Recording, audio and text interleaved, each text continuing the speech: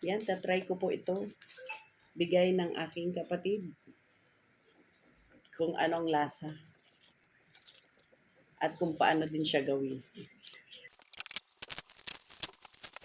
Dahil hindi ko siya mabasa, nagtingin ako kung paano. Meron naman pala dito.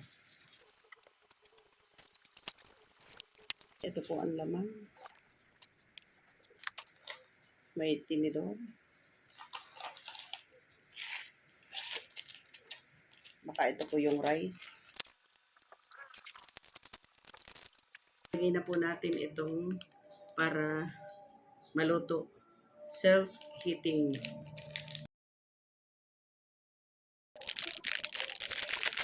Nalagyan siya ng malamig daw na tubig.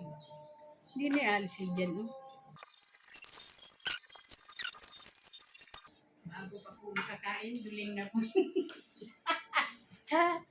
Galog-galogin mo. Ay, kalug-kalugin na. Ito na nag-iinit. Nag-iinit ka? Naka. Buksin mo daw yun natin. Hindi pa, nagsisimula pa nga.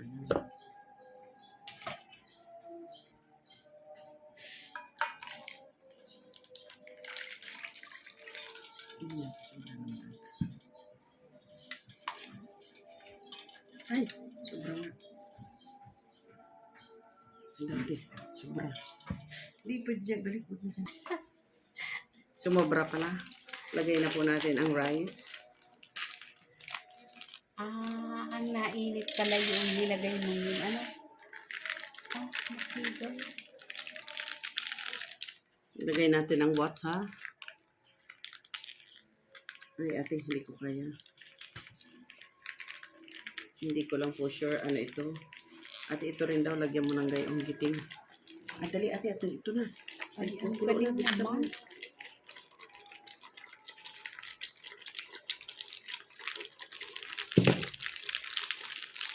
Bilis, ate, huwag ka na munang manood. Hindi tayo aabot.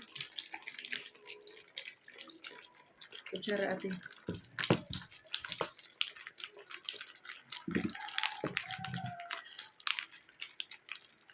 Super kapit ito. Hindi mapunta sa pagkain.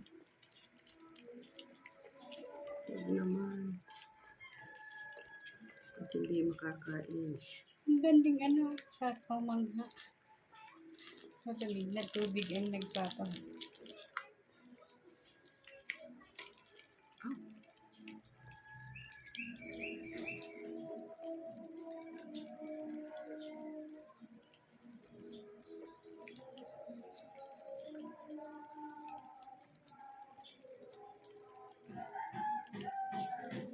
Tinatakpan na ate. Oo nga, eh. Daw ate, sobra kasi yung tubig pa. Alisin ko naman ako na nilagyan daw.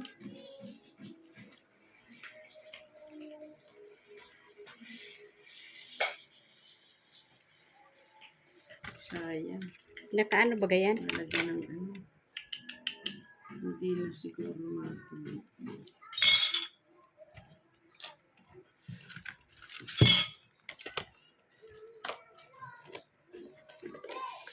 Dahil mahirap. Mahirap lutuin ko para paano nangyayari.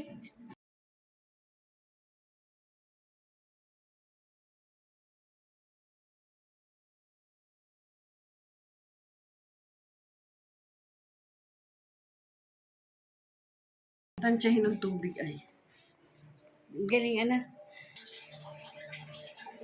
Ang hirap tansyahin ng tubig, maalwas ay mapapalagay sa pagkain. Kaya